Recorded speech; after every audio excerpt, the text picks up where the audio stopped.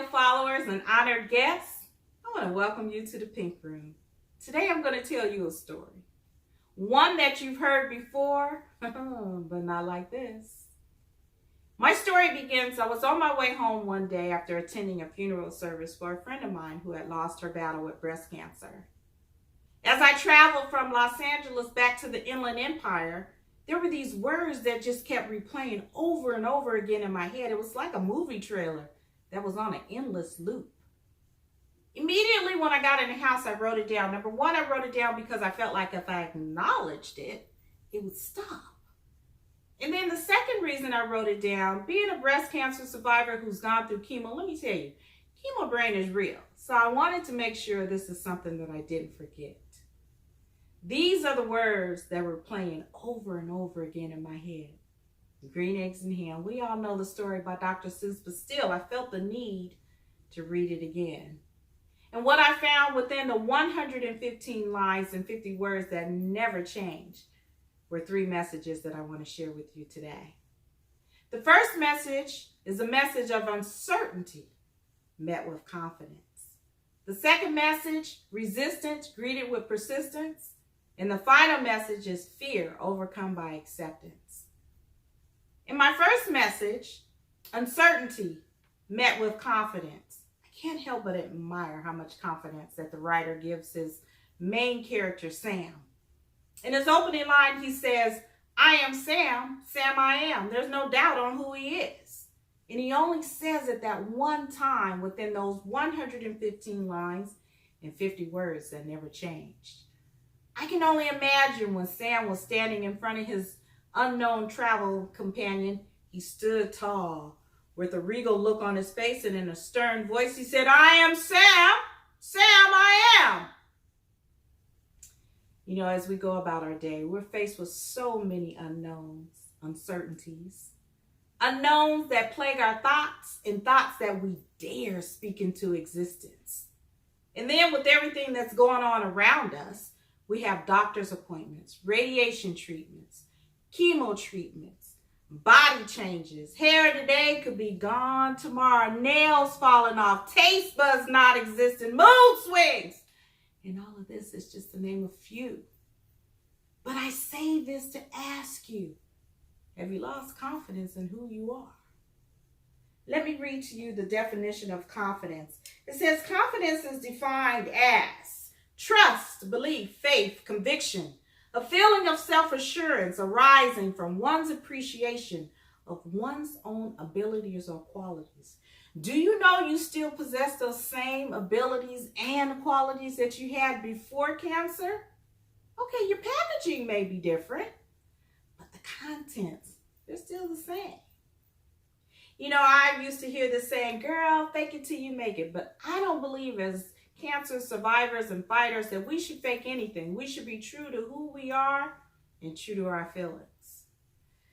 But I also believe that we should lose confidence in who we are.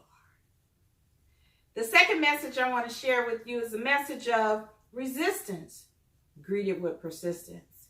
You see, Sam's unknown traveling companion, he was in the defensive mode from the beginning of the story. He said, "Sam I am. I do not like them. I do not like green eggs and ham." Well, he hadn't even tried it yet. And he was telling us what he didn't like. But Sam was persistent in his message. He said, "Will you try them here or there? How about in a house with a mouse or on a boat with a goat?"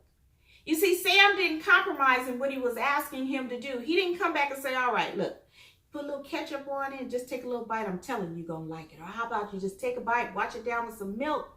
I promise you, you won't even taste it. You see, he didn't compromise in what he was asking him to do, which was to try his green eggs and ham. We ought to be persistent in our lives with our lives and not compromise in what we believe in. I read an inspirational quote the other day, and it says, "We all have two lives. And the second one begins when we realize we only have one." Whoa, that was deep, and it made me think. You see, we all come down with the occasional cold, flu. We have aches and pains, all things we get over in a short period of time, but cancer comes with its own special regimen. one that's comprised of medical concoctions stronger than a bowl of chicken soup and lasts longer than a day's rest in bed. But I'm here to tell you that our lives did not end when our diagnosis began. We ought to be living our lives on purpose with a purpose. I used to work with a young lady, and she was the #1 salesperson year after year in our unit. And I had an opportunity to just sit down and speak with her one day. And I was like, girl, how do you do this year after year? And she was like, well, I have a secret formula. And I was like, okay, well, do tell. And she was like, come here. And I was like, okay. She said, I don't take no for a final answer. And I was like, okay, this girl is playing with me. If she didn't want me to know her secret formula, all she had to do was say so. But as we continued to talk to one another, she shared with me that she was a breast cancer survivor. And she said while she was on the battleground, she went to her faith for her strength.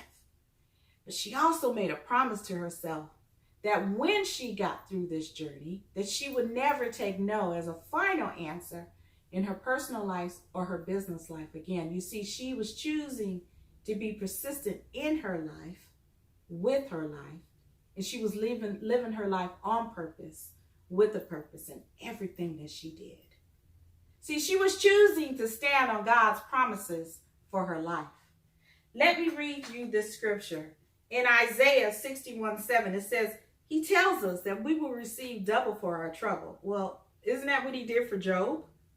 In Job 42:10, it says, after Job had prayed for his friends, the Lord restored his fortune and gave him twice as much as he had before. Now, I'm not saying we do things unexpected of, but I am saying is that we got to stand on God's promises for our life and let God's will be done. And the final message I want to share with you is fear overcome by acceptance. You see, it wasn't until the 97th line that Sam's unknown traveling companion, he started to lean into the possibilities of trying these green eggs and ham. He says, Sam, if you will let me be, I will try them. You will see.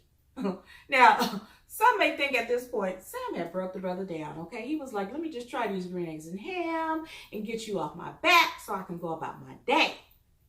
But I choose to believe he started to realize he was allowing fear to rule his life instead of standing firm in his faith.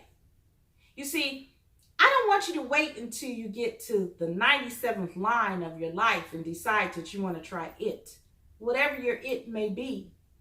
Because God didn't give us a spirit of fear. He gave us a spirit of courage. And it's all built on a foundation of his love and his promises for our life. I want to thank you for your time today. I am Dana. Dana I am.